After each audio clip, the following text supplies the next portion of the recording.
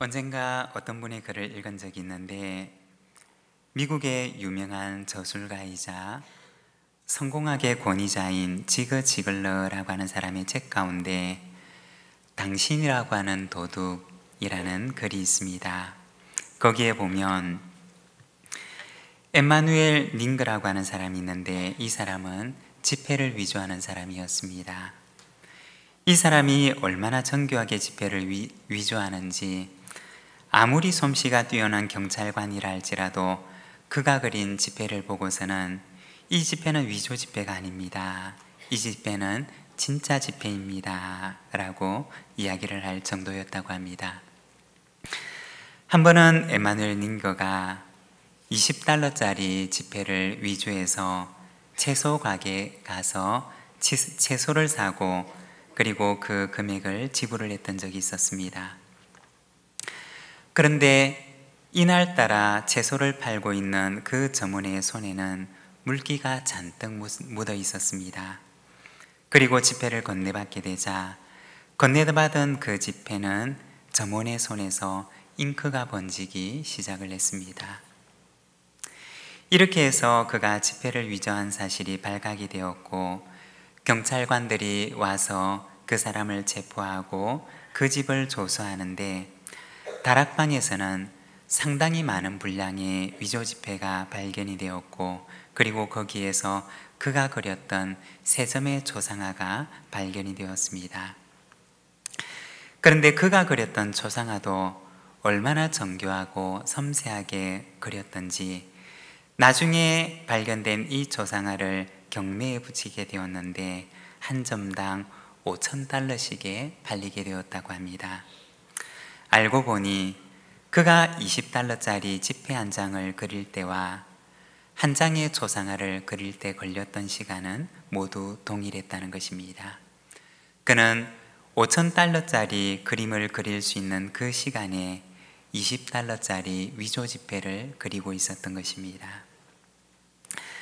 이처럼 그는 허황된 일에 그의 뛰어난 재능을 낭비했던 시간과 재능의 도둑이었던 것입니다. 여러분, 우리는 모두가 다 하나님께로부터 소중한 것을 선물로 받은 사람입니다. 시간의 선물을 받고 재능의 선물을 받고 또 기회와 가능성의 선물을 받습니다. 하나님께로부터 참 소중한 것을 선물로 받은 사람입니다. 소중한 것을 나에게 맡기신 분의 그 기대를 기억하며 오늘 나에게 맡겨져 있는 것을 값지게 사용하는 저와 여러분의 삶이 되시기를 바랍니다. 오늘은 우리가 마태복음 24장 말씀을 통해서 동행, 야망에서 소명으로 라고 하는 제목을 가지고 우리가 이 말씀을 함께 묵상하고자 합니다. 오늘 우리가 읽었던 이 말씀 바로 위에 있는 44절의 말씀을 보면 이렇게 말씀을 합니다. 이러므로 너희도 준비하고 있으라. 생각하지 않은 때에 인자가 오리라. 여기에 보면 너희도 준비하고 있으라. 생각하지 않은 때에 인자가 올 것이다 라고 말씀을 하십니다.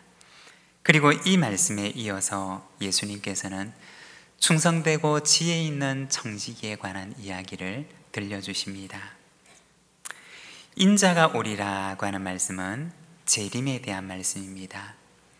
이 재림이라고 하는 주제는 한때 한국교회에서 그리고 한국 사회에서 참 많이 유행했던 단어이기도 합니다. 제가 군복무를 할 시절에 다미성교회라고 하는 이단이 있었는데 그들은 1992년 10월 28일 자정에 예수님의 재림과 휴거가 있을 것이다 라고 이야기를 했습니다. 그리고 그 당시 이것이 사회적인 현상이 되어서 뉴스에서 생중계를 하는 것을 보았던 기억이 있습니다. 그 당시 저는 막 군대에 입대를 해서 자대에서 군생활을 시작할 즈음이었습니다. 그렇지 않아도 주일에 예배를 드리러 가는 것 때문에 고참들의 미움을 받고 핍박을 받던 시절이었는데, 이 다미성교회라고 하는 이단에서 재림설을 이야기하는 덕분에 참 힘든 시간을 보냈던 기억이 있습니다. 사실 예수 그리스도의 재림이라고 하는 것은 정통 기독교의 건강한 기독교 신앙의 가르침 가운데 하나입니다. 그런데 이 재림에 대해서 사람들은 두 가지의 반응을 보일 수가 있는데, 먼저 첫 번째 반응은 곧 예수님께서 재림하실 것이니 내 마음대로 살자 라고 하는 것입니다. 그래서 곧 있을 재림을 생각하며 자신의 현실과 자신의 의무를 팽개쳐 버리고 오늘의 현실을 도피하고자 하는 반응을 보인 사람들이 있었습니다. 데살로니가 후서 3장 11절과 12절의 말씀을 보게 되면, 우리가 들은즉 너희 가운데 게으르게 행하여 도무지 일하지 아니하고 일을 만들기만 하는 자들이 있다 하니, 이런 자들에게 우리가 명하고 주 예수 그리스도 안에서 권하기를 조용히 일하여 자기 양식을 먹으라 하노라. 그 당시 초대 교회였던 데살로니가 교회 안에도 이와 같은 이들이 있었습니다. 이들은 재림에 대한 잘못된 태도를 가지고서 일하기를 거부하고 종교적인 열광주의에 취해 있는 자들이었습니다. 바울은 데살로니가 교회 성도들에게 편지를 보내서 그들에게 권하기를 조용히 일하여 자기 양식을 먹으라고 말했습니다. 이와 같은 태도는 재림을 기다리는 바른 신앙인의 태도가 아니라는 것입니다. 그리고 재림에 대한 두 번째 반응은 오늘에 주어진 현실을 더 책임 있게 사는 것입니다. 내게 주어진 시간이 영원하지 않다는 사실을 기억하면서 언젠가 하나님 앞에서 내가 결산할 때가 올 것을 믿으며 오늘 나에게 주어진 하루하루들을 더 책임 있게 살아가는 것입니다. 이것이 재림에 대해서 보일 수 있는 두 번째 반응입니다. 오늘 우리가 읽고 있는 본문 바로 앞에 나와 있는 44절의 말씀에서도 인자가 오리라고 하는 재림의 말씀을 하십니다. 그리고 이어 말씀하시기를 너희도 준비하고 있으라고 하는 준비에 대한 당부를 하십니다. 이러한 말씀의 맥락 속에서 오늘 본문에서 예수님께서는 충성되고 지혜 있는 종, 충성되고 지혜 있는 청지기에 대해서 말씀을 하시는 것입니다. 오늘은 우리가 이 말씀을 통해서 소명의 삶에 대해서 우리가 잠깐 말씀을 함께 묵상하고자 합니다. 소명의 삶이란 어떤 삶이냐? 먼저 첫 번째는 지혜로운 청지기의 삶입니다. 45절과 46절의 말씀을 우리가 함께 봉독하겠습니다. 충성되고 지혜 있는 종이 되어 주인에게 그 집 사람들을 맡아 때를 따라 양식을 나눠줄 자가 누구냐? 주인이 올 때 그 종이 이렇게 하는 것을 보면 그 종이 복이 있으리로다. 아멘. 여기에 보면 복이 있는 충성되고 지혜로운 청지기에 대해서 말씀을 하십니다. 청지기의 충성됨과 그리고 청지기의 지혜에 대해서 말씀을 합니다. 여러분, 청지기의 지혜라고 하는 것은 어떤 것일까요? 오늘 우리가 읽었던 본문에서는 두 명의 청지기가 나옵니다. 주인이 집을 떠나 있을 때 주인의 집 사람들을 자기 식구처럼 잘 돌보았던 청지기와, 그리고 주인이 없는 동안에 동료들을 때리고 술친구들과 더불어 먹고 마시면서 흥청망청 시간을 보냈던 청지기가 나옵니다. 이 두 청지기에게 차이점이 있었다면 무엇이었을까요? 그것은 주인을 기억하는 마음입니다. 첫 번째 청지기는 주인이 없는 기간에도 늘 주인을 기억하며 살아갑니다. 늘 그의 머릿속에는 주인에 대한 생각으로 가득 차 있습니다. 주인은 나에게 무엇을 기대할까? 주인의 생각은 어떤 것일까? 주인의 뜻은 무엇일까? 주인은 이런 경우에 내가 어떻게 하기를 바랄까? 이 청지기의 마음속에는 늘 주인에 대한 생각으로 가득 차 있는 것입니다. 그리고 그는 주인의 뜻에 따라 행하려고 노력을 합니다. 그런데 두 번째 청지기는 첫 번째 청지기와는 달랐습니다. 그의 마음속에는 주인이 없었습니다. 그의 머릿속에도 주인이 사라진 지 오래였습니다. 48절의 말씀을 보면 그는 주인이 더디 오리라고 생각을 합니다. 이 악한 종의 마음속에는 이미 주인이 떠나가 버린 지 오래였던 것입니다. 주인의 생각, 주인의 마음, 주인의 뜻을 저버린, 주인과는 이미 아주 멀어져 버린 종의 모습을 보여주는 것입니다. 그런데 어느 순간 이 청지기에게는 마치 자신이 주인인 것처럼 생각을 하고 행동을 하기 시작했던 것입니다. 여러분, 야망과 소명의 차이점은 무엇일까요? 야망은 내가 주인이라고 생각하고 살아가는 것입니다. 그렇다면 소명은 무엇이냐? 하나님께서 나의 주인이 되신다는 사실을 기억하고 살아가는 것입니다. 야망을 가진 사람은 자기를 위해서 살아가지만 소명을 가진 사람은 주인을 위해서 살아가는 것입니다. 청지기의 가장 큰 덕목이 있다면 그것은 내가 청지기라고 하는 사실을 아는 것입니다. 내가 청지기라고 하는 사실을 아는 사람만이 청지기답게 살아가는 것입니다. 사랑하는 여러분, 우리는 이 땅에서 하나님의 부르심을 받은, 그리고 하나님의 것을 잠시 맡고 있는 청지기라고 하는 사실을 기억하며 살아가시기를 바랍니다.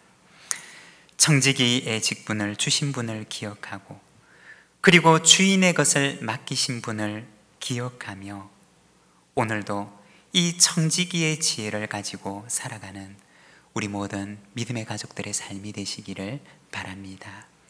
그것이 바로 청지기의 지혜입니다.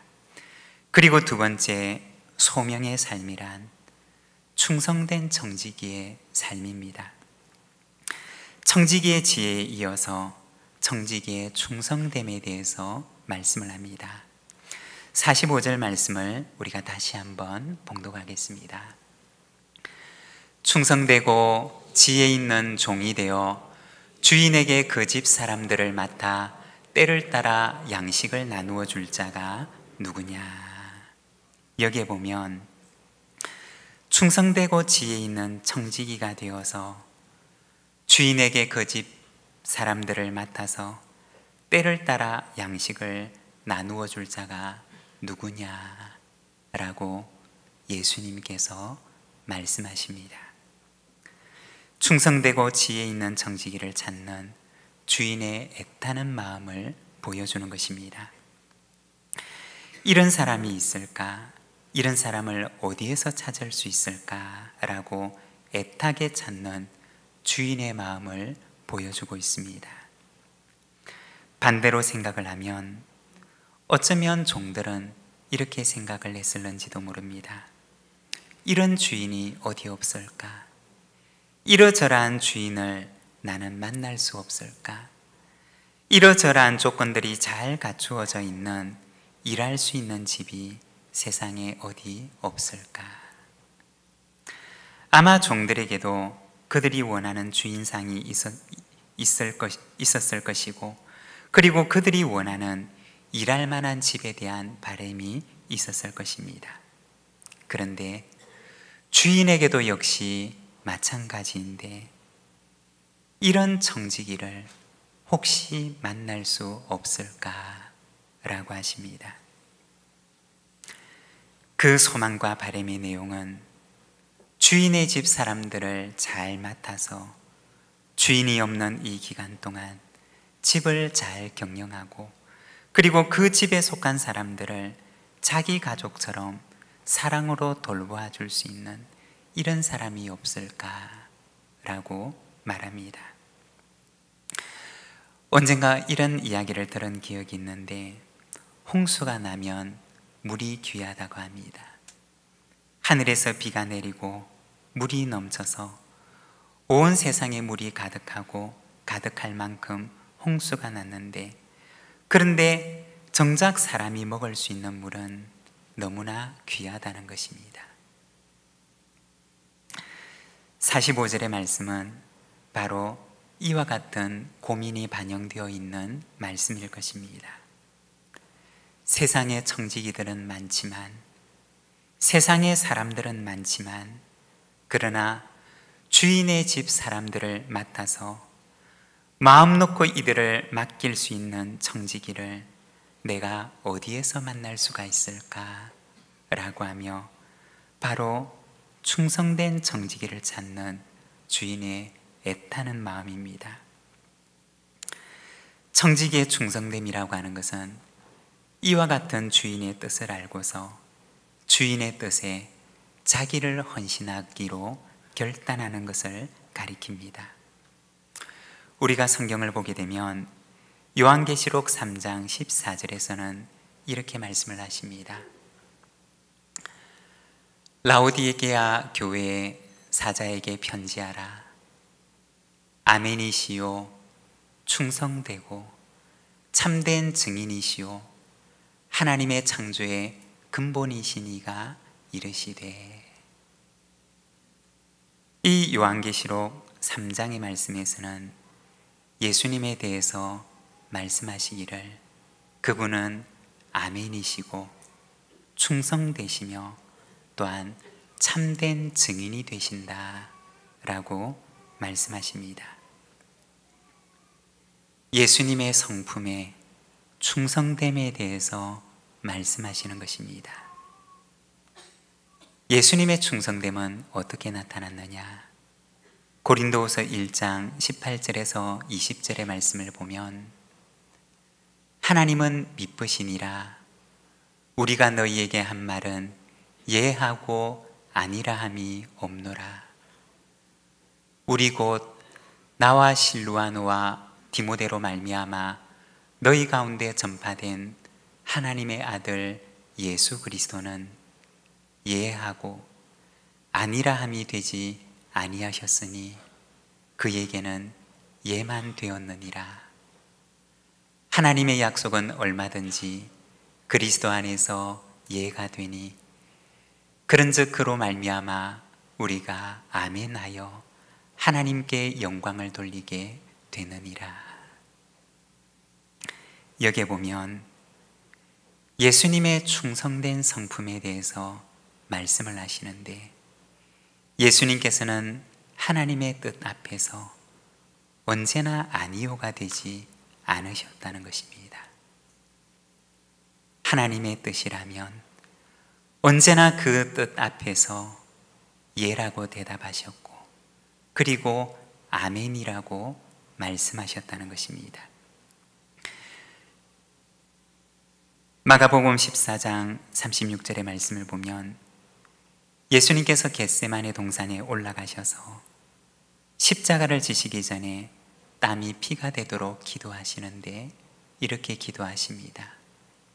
아빠 아버지여, 아버지께는 모든 것이 가능하오니 이 잔을 내게서 옮기시옵소서.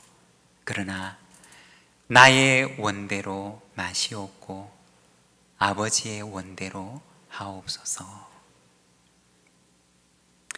십자가 앞에서 하나님의 뜻을 바라보며 아니오라고 대답하지 않으시고 예라고 대답하시며 아멘의 길을 걸어가셨던 예수님의 충성된 성품에 대해서 말씀을 하십니다.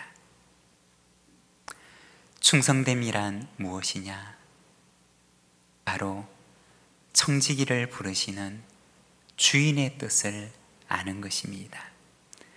그리고 주인의 뜻이라면 그것이 무엇이라 할지라도 아니오가 아니라 예라고 대답하고 아멘이라고 대답하며 주인의 그 뜻 앞에 자기를 드리는 헌신을 말하는 것입니다. 소명의 삶이라는 것은 부르신 이의 뜻을 아는 것입니다. 그리고 그 부르신 이의 뜻 앞에 앞서가신 예수 그리스도처럼 나도 예와 아멘이라고 대답하며 그 길을 따라가는 것입니다. 사랑하는 여러분, 우리를 부르신 분의 그 뜻 앞에서 아니오가 아니라 예의 삶이 되는, 아멘의 삶이 되는 우리 부산진 모든 믿음의 가족들의 삶이 되시기를 바랍니다. 그리고 세 번째, 소명의 삶이란 칭찬받는 정직이의 삶입니다. 46절과 47절의 말씀을 우리가 함께 봉독하겠습니다.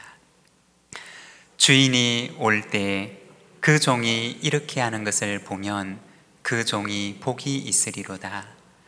내가 진실로 너희에게 이르노니 주인이 그의 모든 소유를 그에게 맡기리라. 아멘. 46절 말씀을 보면 이렇게 하는 종을 향하여 말씀하십니다. 그 종이 복이 있다. 그리고 주인은 그 청지기에게 주인의 모든 소유를 맡기게 됩니다. 작은 것에 충성된 종에게 더 큰 것을 맡기시는 주인을 보여주는 것입니다. 충성된 청지기를 칭찬하시고 그리고 그 청지기의 충성됨에 합당한 보상을 하십니다.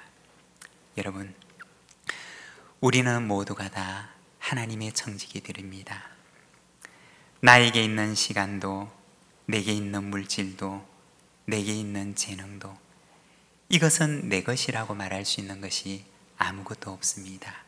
이 모든 것들은 하나님께서 내게 맡기신 것이고 언젠가 우리가 주님 앞에 서는 날 나에게 맡기신 것에 대해서 결산을 해야 할 날이 오게 될 것입니다.